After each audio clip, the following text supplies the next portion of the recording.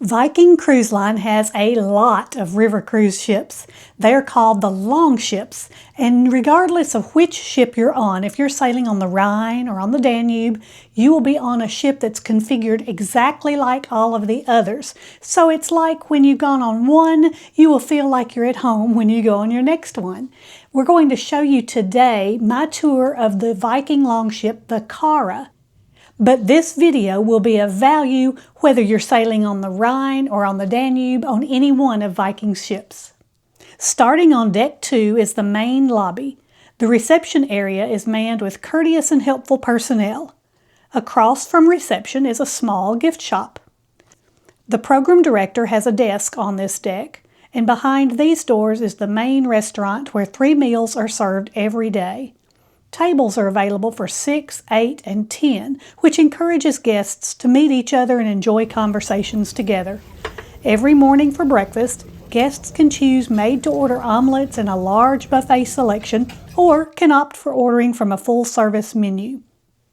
If you want to see all of the menus and some of the pictures and thoughts about the food that we had on our recent Rhine River cruise, be looking for my video that talks all about from Amsterdam to Basel on the cruise that we took.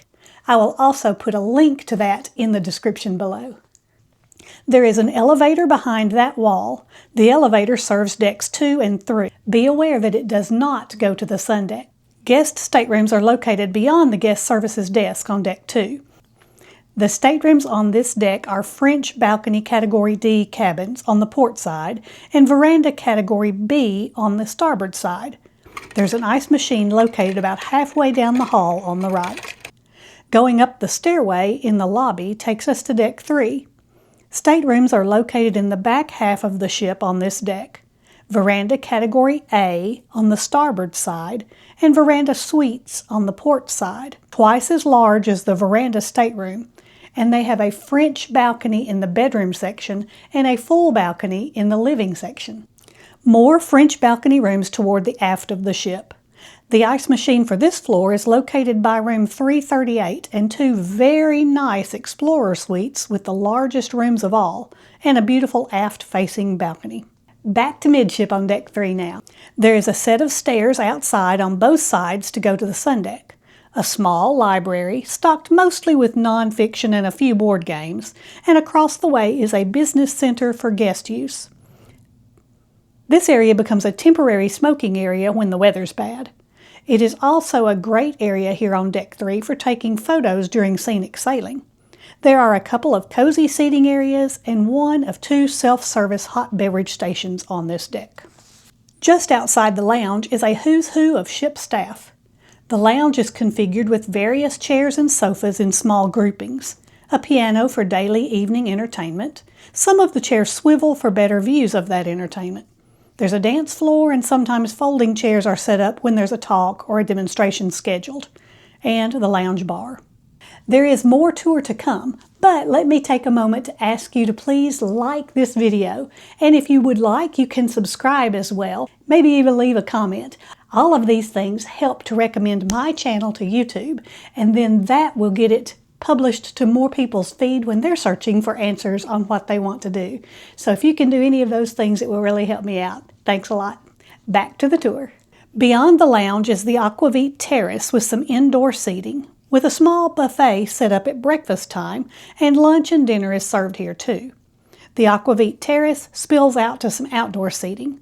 The bell on the front of the ship bears the name of the Kara. Up the stairs here at the front of the ship brings us to the sundeck. Multiple tables for 4 with umbrellas, and this is the wheelhouse where the captain and the crew steer the ship. This marvel of engineering can lower into the cavern below if the ship needs to sail under a bridge. There's a sunroof spilling light onto deck 3 below. Here is a walking track, though we did get a note that said they discourage walking on it early in the morning or late at night because it disturbs people with rooms on deck 3 below.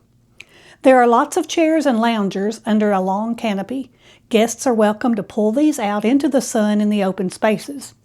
Toward the back of the ship is a shuffleboard court, a putting green, and an herb garden, and a couple of tables in a smoking section with some portable ashtray containers set up here.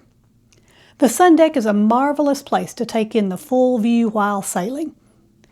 Down on deck 1, the only thing accessible to guests here are staterooms. These are standard staterooms. They have a small window just above water level where the swans can peek in when they wish. The ice machine is at the end of the hall on this deck, and there's a staircase up to deck 2. Hope you found my tour of the ship helpful. This is Shirley with Shirley's Journeys, and I hope all of your journeys are pleasant ones.